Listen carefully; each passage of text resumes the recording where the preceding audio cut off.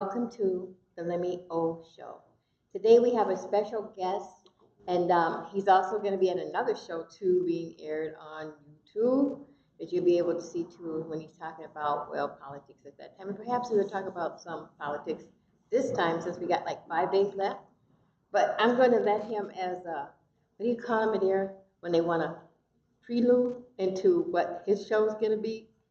Give your name, and then let them know that you're going to be having your own show. I'm KB Brown. Have not decided what we're going to call our show, but it is my intention to have a business and community show right here on MTN. MTN. Okay, so today what we're going to do is we're going to talk about baby bite. I'm trying to get a hold of me. Down, down, boss baby. Down, down, down. But anyway, we're going to talk about, first of all, we're going to talk about your business. We can't say price or anything, but we're going to talk about your business, where it's located, and how to get in touch with you, and an email address. Well, first of all, I don't do pricing. Good. That's what the wife is for, so I wouldn't know the prices in the first place. Yes, she's smart. I like her. We are located at 2038 West Broadway. Our name is Wolfpack Promotionals. We are a full-service promotional print shop. We specialize in business promotions and also personal promotions and things of that nature. Our website is www.wolfpackpromotionals.com. Excuse me. You can reach us at 612-888-5174.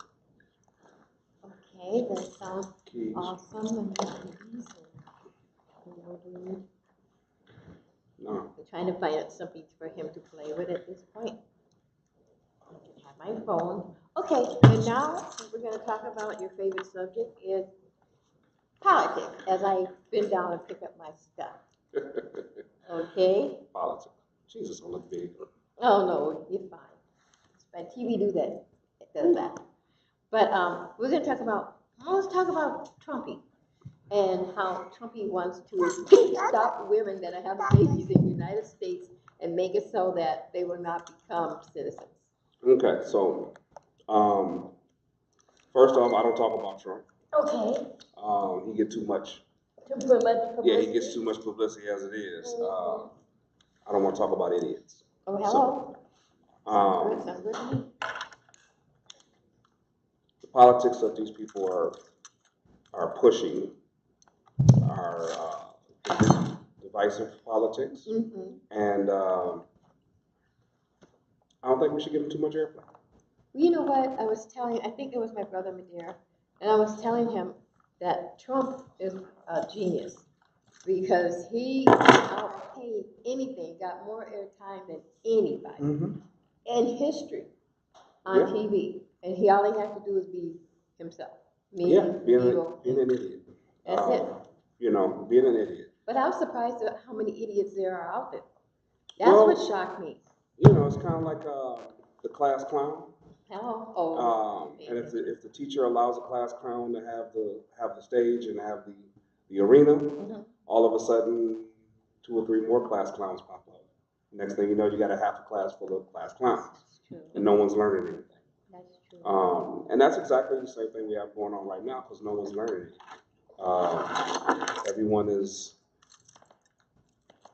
Everyone's reacting. No one's being proactive. I don't think they're listening. I don't think they're even aware. Do you ever hear of a fellow named Jim Jones that he had a cold? Yeah. And the people drank the actual poison and died? Yeah. And he was doing everything. I was going to say every damnable thing you could think of. He was doing it himself. And they still thought of him as being the man of God. Yeah. Yeah, and that's the situation that we have now. You know, I mean, the politics that are being perpetuated right now are essentially giving voice to the extreme right, the white supremacists, you know. KKK. They feel like they have a man in power. And it's, you know, in all actuality, it's no different than black folks felt when Obama got elected. Well, you know, to a degree. Black folks thought that they were going to get a fair shake now, you know. But that's the sad part about it. One man can't get the shake. He was still being ruled by the white people in the office there. Well, the problem is not Trump. The problem is not the presidency. because just like in Minneapolis, the mayor, the way the system is set up, the mayor position is actually it's a weak mayor system. And the city's actually ran by the city council. That's right. Well, the government is ran by Congress. Right. You know, and next week, under a week, the people have an opportunity to put something in there that's going to balance the madness. You know. But will they do it? That's the challenge. Well, I don't know. I don't know. That's the scary part. You know, and I mean, for all intents and purposes, if they don't, you know, the next thing that this country is headed for is civil war. That's right. And it's sad. You know, but you know what? All this, I don't know, my brother, if I say it wrong, you can get me, was perpetrated by Trump and his relationship with Putin. He has a strong desire to be a dictator. Well, yes, and he is a dictator. He's doing everything that Hitler did by oppressing and saying that the media. He's following the Mein Kampf playbook. Exactly. He could be his twin. He's following the Mein Kampf playbook. But the problem he has for real now in this nation is that if it comes to people of color, we outnumber. And not only that, we have melted. And we are a mix. You know, we're not. With the majority of us, how can I say it? There aren't as many white people in the world now as there are people of color. And for that reason, you know, and don't take me wrong, and don't take this as if I'm promoting any form of violence. But the best thing that could have happened was for that Trump-supporting white supremacist to go into that synagogue and do what he did. I know, but you know, he said it. Did he tell me if I'm wrong? When he openly stated, "I am a nationalist." The bombing came, the killings came, the black people were killed, the 2 grandmothers and grandfathers were killed. These things started happening. People calling the police for no reason on black people. All this started when he announced that he was a nationalist. Well, that's because he told us, he said, "Go ahead." That's because people look at violence as me hitting you, stabbing you, or shooting you. And violence doesn't start with me actually physically doing something to you. Violence starts with words. Words are more powerful than any weapon in this world. Are you a believer? Yes.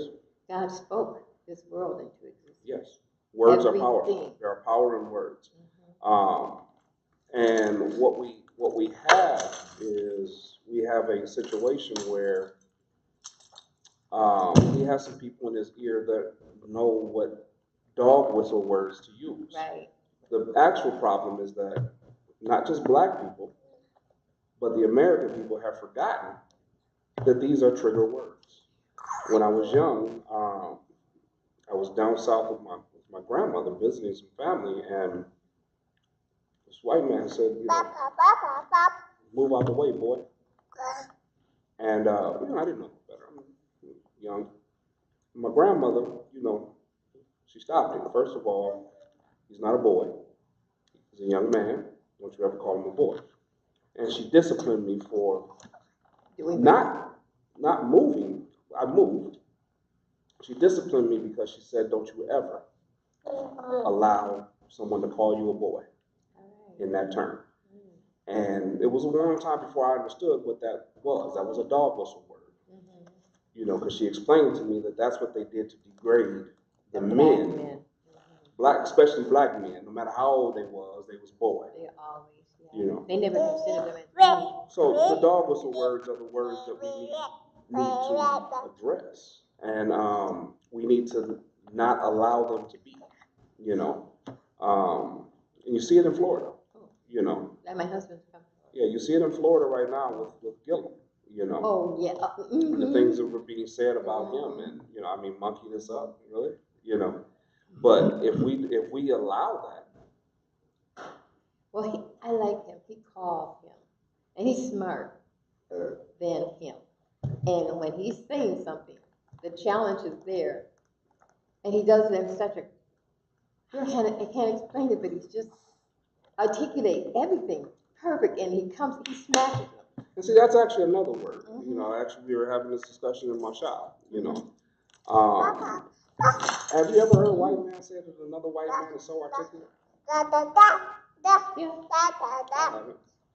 But they tend to do it with black men. When black men are articulate or educated, they say, "Oh, he's so articulate." What he's really saying is, "I never thought somebody looked like you could actually speak that way."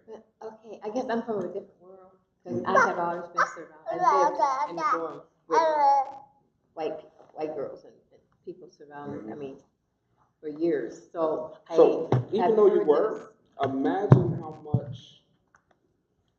See, so I was talking to a man last year, and he asked me. He said, "What's more dangerous, a known outright hater or an undercover hater?" It's the undercover hater, and the reason it's an undercover hater is because you never know what they're up to. Well, that term actually fits with racists. Articulate. I'd rather deal with outright racists than the undercover racists. But that was the one thing I liked for down south than up here. Down south, they're very open. I'll tell you in a minute. I don't mess with your kind. No disrespect, but right. I mean, it's true. Yeah. Up here, they won't. You know, up here you go for a job and they say it's taken. Yeah. And you know, and it's not. It's not. I worked for an agency that they would send me in for a job, and they would tell the people would say that the job was taken, and I'm recording what they're saying. I took it back to them, and then they sent a white girl in. Job's open. But for some reason, people had this, before Trump, people had this misconception that racism was dead in the United States. Oh. And it's alive and well. It's just moved from open, outright racism to systematic racism. You see that in his son right now.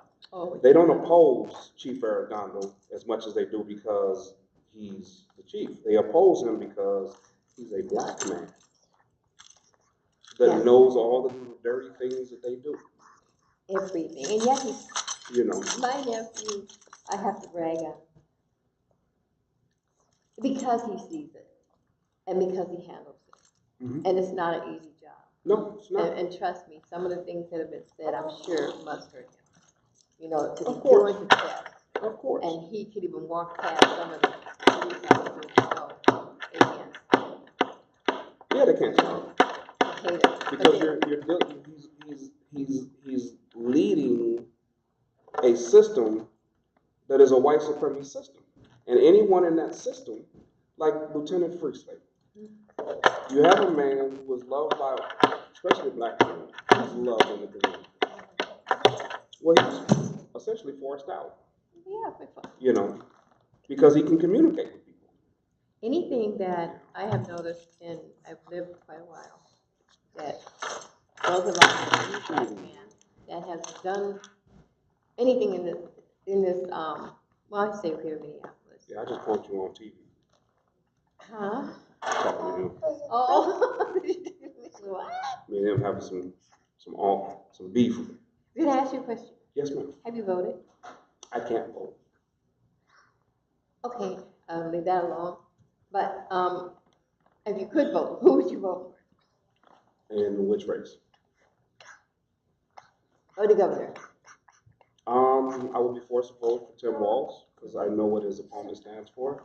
The confidence I have in Tim Walz's campaign is essentially seated in Peggy because I know what she is. I know what she wants to do. So it would definitely be Tim Walz. Anyone else?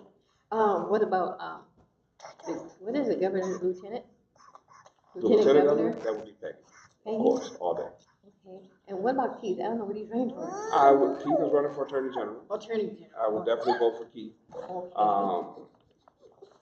It scares me that the Minnesota population is actually considered putting a white supremacist in the Attorney General's office. Oh, what's for sure? That's a little nerve-wracking. Oh, okay, well, but you know what? I was telling people a long time ago that white supremacists and the KKK have planned a long time ago to put their people into being judges, just like the one they just elected, Mm-hmm. and then police force, Mm-hmm. and to Contractors. contract, yeah, Mm-hmm. all of that. They have planted their people, because they couldn't outright hang us. Yeah. So the only way they could do it is through. Changing the systematic. Right, right. You know, racism is not, racism is only 10% physical. Yeah, yeah. It's 90% systematic and mental. Hello. You know? Now, who else would you go for? What about that lady? Is it in Mississippi or is it in Georgia where they tuck away the boats or something, 4,700? Oh, there's all kinds of voter suppression going on. I know, but they know it, but they're not doing anything about it. No, we're not doing anything about it. We're not saying enough. But I want to know, where is Jackson? Where are all those black leaders that were coming out when Obama was out there? Well, I'm going to say something controversial. And this is my belief. You okay? Go ahead. And excuse my French for anyone who's offended. On the plantation, there were field workers, slaves, and then there was housemen, right? Right. The houseman's got all the amenities the slave master decided he would give them. Uh-huh. The field ones got nothing. They got the scraps. Okay, honey. I guess So- we're gonna have to go. Madeira, how much more time do we have? 10 minutes. So what you essentially have with the Jacksons and so on and so forth is they've been given all the amenities Mm-hmm. of those who want to keep us. Money. Yeah. Yeah, paid off. So they come out when they're supposed to, Mm-hmm. when they're told it's okay. That was one thing that happened here in Minneapolis with one of the leaders. And all of a sudden, yeah. With who's the leader? Which leader is that? You don't hear much about him anymore. Which one? Well, I haven't heard anything from Spike Moss. I haven't heard anything from, who's the other one? I haven't heard anything from any of them, actually. So That what used to be the defines, leaders. what actually defines a leader? Because the people that you were speaking about, Mhm, the names that you have brought up, mhm. the white community, They own them. our oppressors are the ones who say those are the leaders of this Yeah, community, that's right? what I'm saying. They own them. They haven't So the done leaders of the anything. community are the people that the community chooses. You know, Uh-huh. those are the leaders. Hello. Be good, honey. You know. You're on TV. Okay? Nikimas and you know, some of the people that are rising right now, I mean, they're not my leaders. You know, are you serious? You really invite people on TV? You know, those are not my leaders. So yeah, it's not surprising that they're not saying much. You know, But I noticed that not even on TV, I have not heard any of those people, black people coming out that once was. You don't, even with this. I don't expect I that. saw Oprah. I think I heard her Yeah, today. she's in Georgia. She's working it. Yeah. But, and then there's this one girl that used to be on the show. I don't necessarily expect much from them. It just- You know, sad. I mean, it's a Even some of the actors and stuff. You it's know? a powerful thing to actually stand up and say, no, this is not right. You know, I don't know many of the black leaders, so-called leaders here in Minneapolis. If you can't talk to the people, all the people. What's it? Okay. Oh. I guess we got, what about 7 more minutes, Madeira, to go? Oh, we got 5 more minutes. Mm-hmm. All right. So, Okay. I mean, there's plenty of people who are speaking up and saying things. Mm-hmm. There are plenty of people. But doesn't matter.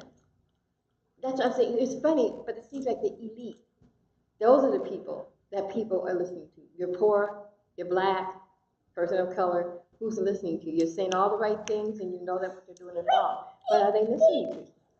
Well, it's a platform thing. As long as they're given the platforms, I mean, I'm not rich. Oh Lord, I'm not rich, and some of the platforms that I visit when I talk to people, I make sure my position is well known. You know. Alrighty. I make sure my position is well known, and I always speak for the community the community I come from. And that's why it's going to be awesome to have you have your own show. It doesn't matter what people have to say about it. Some like it, some don't. Hello. I don't That's really what I like care. about you. Yeah, I don't really care. I wish you were running for president. I wish I could run for president. Why not? Why not? Well, I'm not a Democrat for one, so, Are you, what do you call you? The person that doesn't have any, that's what Oprah is, she says she is. Yeah, I don't have any political affiliations. Okay, hello. Centrist. Centrist? One of the names. Oh, okay. Yeah. I agree with some things that the Republicans stand for. I believe the Constitution is written how it's supposed to be written. At one time, they were supposed to be Republicans. They were supposed to be. Yeah, and they were, but they somehow, wickedness got in there, and they just changed. I'm sorry, I have to apologize for my grandson. He's just not in a good mood today. Well, it's not necessarily, you got to remember, after Kennedy's assassination, Johnson took over, right? Mm-hmm. Johnson was a Democrat. Okay. When Johnson decided that he was going to sign the Civil Rights Bill, remember what happened when that bill actually passed? What happened? Tell the people. All the racist Democrats that were supporting him walked across the aisle to the Republican Party. Okay. That's what happened. Because they were upset that he would sign that bill. And he lost their support. So the whole Democratic racist South became the Republican racist South. Well, there were Republicans down south in there, because if they were a racist state and the Republicans were supposed to be good people at one time, how did that happen if all of them are Republicans? Well, the South was Democratic. It was. Before the Civil Rights Bill. The South was Democrat. Those were Democrats. Oh. So both parties are responsible for the oppression of minorities in this country. I know, because they said Abraham still had slaves. And I mean, it wasn't just Abraham. It wasn't just black slaves, and that's what people need to remember.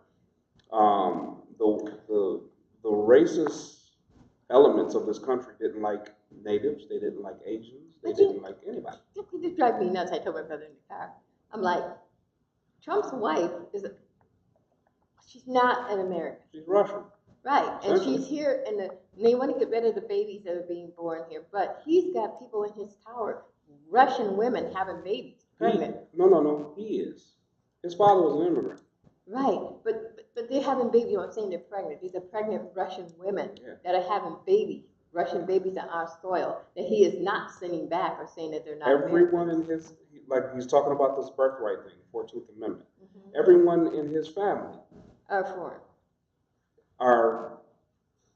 Would fall underneath that, because his children were born to a Russian immigrant.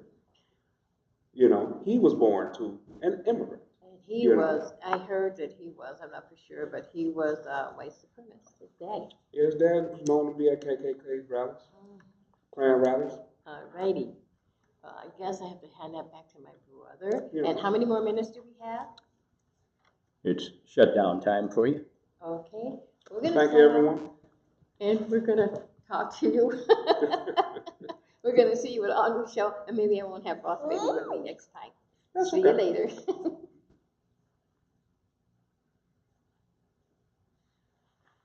Grab him, Willie. Boy, you are a handful. You're still recording. The light's still on. Oh.